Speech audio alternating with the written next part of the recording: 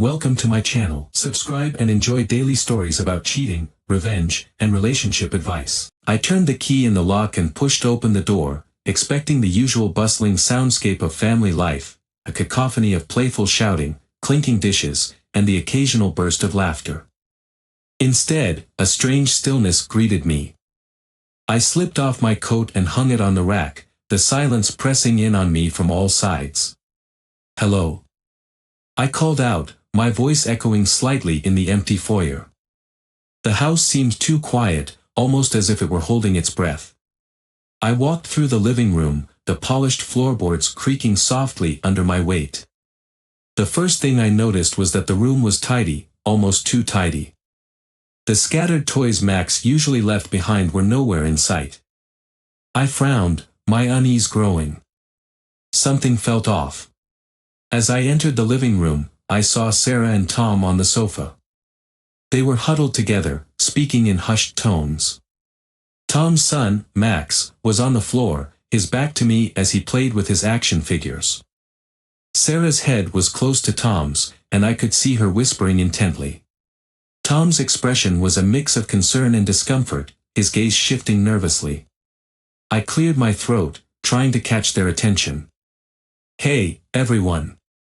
I didn't expect to see you here so early." Sarah's head snapped up, and she forced a bright, overly enthusiastic smile. "Oh, you're home early. I didn't think you'd be back until later." "Yeah, work wrapped up sooner than I thought," I replied, trying to keep my tone casual as I took a seat in the armchair across from them. "Everything okay?" Tom shifted uncomfortably and cleared his throat. "Yeah, everything's fine. We were just catching up." Sarah's smile wavered for a fraction of a second before she spoke again, her voice slightly too bright. "Tom and Max decided to drop by for a visit. They were just leaving, actually." I looked at Max, who had glanced up at me with wide, innocent eyes. "Hey, buddy. You just getting ready to head out?" Max nodded, his expression unreadable. "Yeah, Uncle. We were just finishing up." Tom stood up, his movements a bit too brisk. "We should get going then, Sarah. It's getting late." Sarah stood too, guiding Max to the door with a firm but gentle hand. "Let's get you home, Max. It was nice seeing you, though." As they left, I felt a strange mix of relief and suspicion. The entire interaction had felt oddly staged, as if they were hiding something.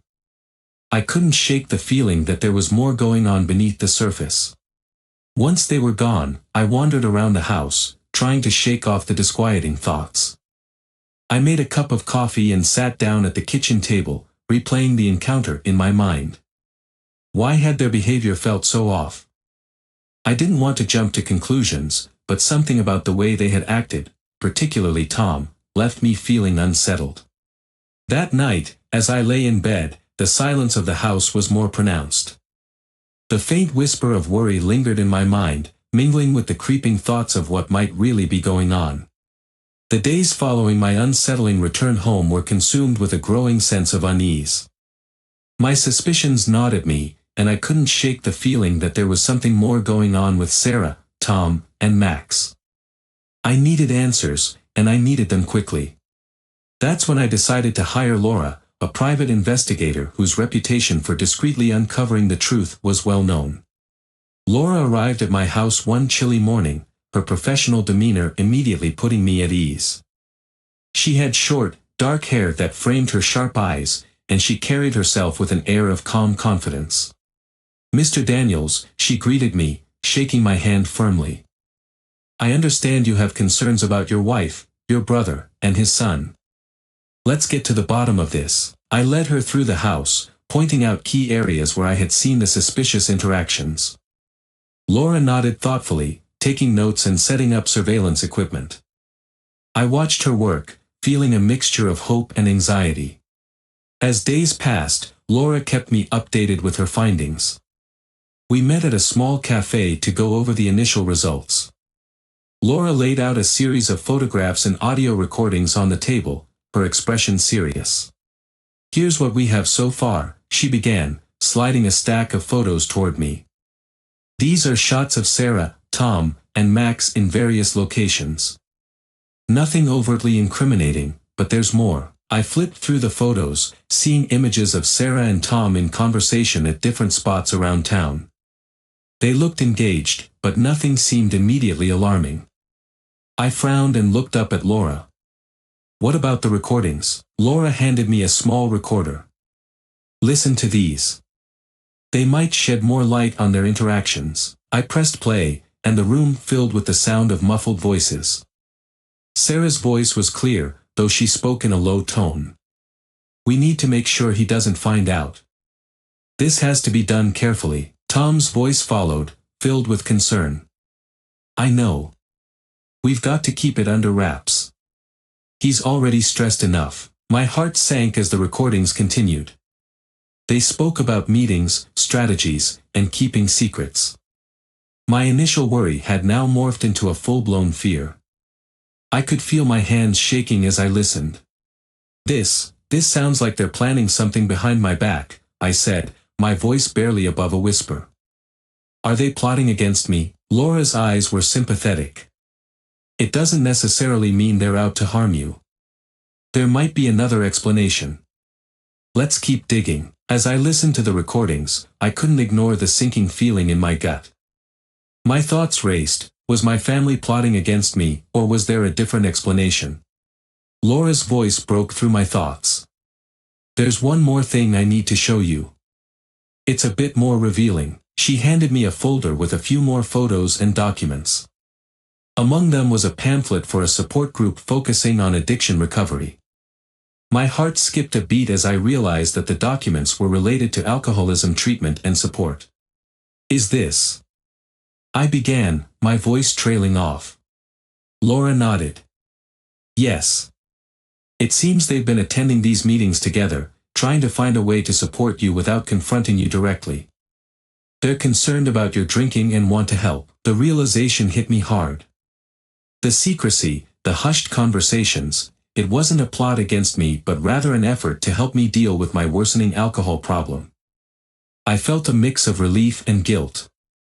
They had been trying to support me in their own way, and I had misinterpreted their actions.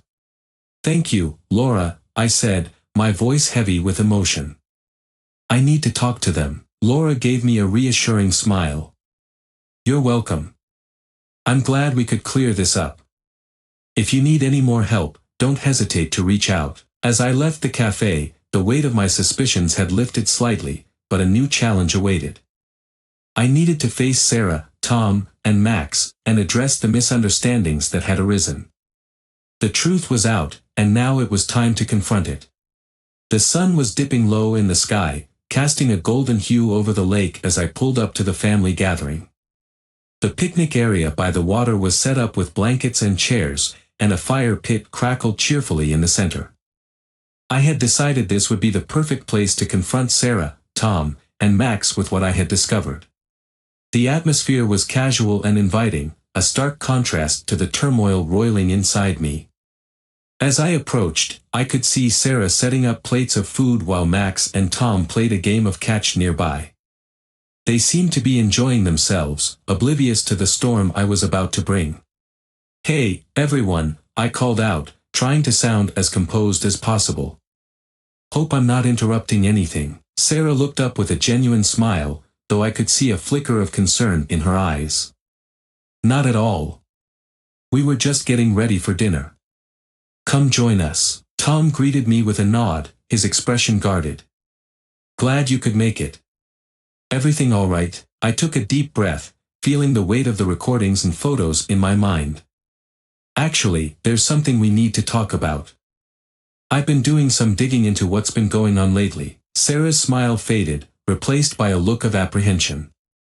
"What do you mean?" I reached into my bag and pulled out a folder containing the photos and audio recordings Laura had given me. I laid them out on the picnic table, the documents stark against the checkered tablecloth. "I hired a private investigator. These are the photos and recordings from their surveillance." Tom's face paled as he glanced at the evidence. "What is this about?" "It's about what I thought was a conspiracy against me," I said, my voice tight. "I was convinced you were all hiding something from me, and I've been seeing these secretive meetings as part of some betrayal. Sarah's eyes widened in shock. Oh, no. That's not what this is about at all. I continued, the recordings talk about keeping secrets and strategies. It all seemed very suspicious. Tom swallowed hard, his gaze dropping to the ground. We didn't mean for it to come out this way. We were trying to help you, not hurt you. I looked at Sarah, who was now visibly distressed. Help me with what? Sarah took a deep breath, her voice trembling slightly. We were concerned about your drinking. Tom and I, and Max.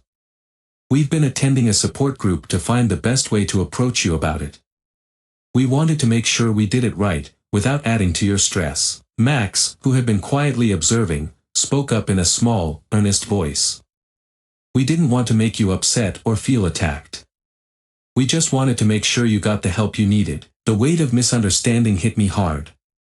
All their secretive behavior, their hushed conversations, had been about finding the right way to support me through my addiction, not about plotting against me. I had no idea, I said, my voice cracking with emotion. I thought you were hiding something from me. I should have talked to you directly instead of jumping to conclusions. Sarah stepped forward, reaching out to me with tearful eyes. We're so sorry. We should have been more open about our intentions. We just didn't want to push you too hard. Tom nodded in agreement. We were trying to protect you from feeling cornered. We should have trusted you more. I looked around at my family, feeling a mix of relief and remorse. The confrontation had uncovered the truth, but it also revealed how my own fears had driven a wedge between us. Let's start over, I said, trying to steady my voice. I appreciate what you were trying to do. I was wrong to assume the worst. As we began to talk openly by the lake, the tension from before started to dissipate. We shared our feelings, our fears, and our hopes for the future. The misunderstanding had been cleared, but it was clear we had a lot of work to do to heal and rebuild our trust. The sun continued to set, casting a warm glow over our family gathering. For the first time in a long while, I felt a sense of unity and hope. The road ahead would be challenging, but at least now we would be facing it together, with honesty and understanding. The evening settled into a serene calm as the sun dipped below the horizon, casting a warm, golden light over the lake. The air was crisp, filled with the comforting aroma of grilled food and the smoky scent of the fire pit. We gathered around the fire, a place that had always been a symbol of togetherness in our family. Sarah, Tom, Max, and I were seated in a loose circle around the fire. The earlier tension had melted into a more relaxed atmosphere, though there were still traces of the earlier emotional weight. Sarah had brought out Esmore's supplies, and Max's eyes lit up with the anticipation of roasting marshmallows. Let's make some Esmores, Sarah suggested, her voice lighter now. It's been a while since we did this. Remember when Max and I tried to make the world's largest Esmore? Max laughed, his cheeks flushed from the heat of the fire. We got marshmallow everywhere. Mom was covered in goo. The laughter that followed was genuine, a welcome sound that eased the lingering tension. I took a deep breath, feeling a renewed sense of connection with my family. Tom broke the silence, his voice thoughtful. I think we should use this time to talk about what's next. We've all been through a lot, and we need to figure out how to move forward. I nodded, looking around at the faces of those I loved. You're right. I've realized that my drinking has been affecting all of us, and I want to be open about it. I need help, and I'm ready to accept it. Sarah reached over and placed her hand on mine. We're here for you. We want to help you through this. We've already been looking into some treatment options and support groups. Max looked at me with earnest eyes. Are you going to get better, Uncle? I smiled at him, feeling a lump in my throat. Yes, Max. I'm going to work on it. And I'm going to do my best to be the best version of myself for all of you. Tom leaned in, his expression supportive. We're all in this together. We've been working on understanding how best to support you, and we want to make sure you know you're not alone in this. The fire crackled softly, casting a warm glow on our faces. The atmosphere was one of calm acceptance, a stark contrast to the earlier confrontation. We continued talking, sharing stories, and discussing how we could better support each other. Sarah's voice was steady as she spoke. We've been looking into family counseling as well. It might be helpful for us to have a professional guide us through this process. I nodded, feeling a wave of relief wash over me. That sounds like a good idea. I want us to be as strong as a family unit, and I know we need to work through this together. As the night wore on, the conversation shifted to lighter topics. We reminisced about old family vacations, laughed about Max's latest school antics, and shared our dreams for the future. The warmth of the fire and the closeness of our circle helped to solidify the bonds that had been strained but never truly broken. Max's eyes were drooping as the fire's light flickered gently. "I'm tired," he said with a yawn. "Can we do this again soon?" Sarah kissed his forehead and tucked him in. "Of course, sweetie. We'll have many more nights like this." As Max snuggled into his blanket, I felt a profound sense of gratitude. We had faced a difficult situation, uncovered truths, and come together as a family. The path ahead would be challenging, but the understanding and support we now had for each other made the journey seem more manageable. The fire crackled softly as I looked around at the faces of my loved ones. We had taken a significant step toward healing and reconnection, and for the first time in a long while, I felt hopeful about our future together.